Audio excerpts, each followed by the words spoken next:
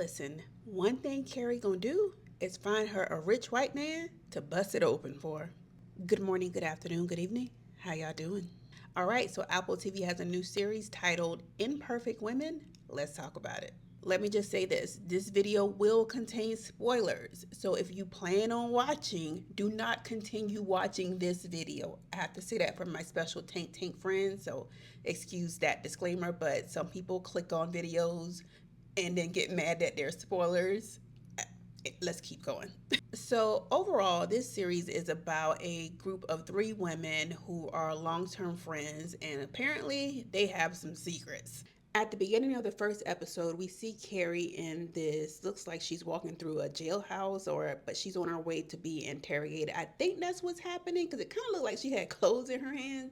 I did not rewind to figure out what was going on, but we see her being interrogated, and it looks like she is a suspect. So we find out that Carrie actually met the husband first. So, and she was interested, kind of like the Schuyler sisters, if you watch Hamilton, which we don't circle back to that in just a few. But it's kind of that situation where she met him first, but then the friend came up and she introduced him to her. But in reality, she wanted him from the beginning. Child, June is in this show carrying on as usual. She is one of the three of the friends in this series. So she's in there being June still. But in this version, she has three kids. I believe it's three kids. And she is married. Now, after Carrie's friend, and by the way, Carrie's character is Eleanor, but for the sake of this review and my memory, I might just keep calling her Carrie. So after Carrie's friend is murdered, she's all up in this lady's house, and it gives weird dynamics between her and the husband, not like you would typically see between someone and their best friend's husband. It just gives like they have chemistry between each other, and we as the audience can immediately pick up on it, right? Then we see Aaron Burr show up, and he is playing the role of Carrie's brother who is trying to look out for her basically. Now, initially, I thought this was going to be one of those shows where they kind of have like black people kind of interlude within white culture and white worlds and white environments and not acknowledge race, because sometimes you see those shows where it's like, if it's gonna be like the real world, y'all gotta acknowledge it, right? Like, because there's different experiences, different things just happen just based on who you are in America. And I liked that there were certain nuances and certain things that were said either by Aaron Burr or by Carrie that acknowledge like, hey, I'm her only black friend, right? So I like that they acknowledge that. So, like I said, Carrie's friend is murdered. Her name is Nancy, by the way, and they try to blame it on the painter.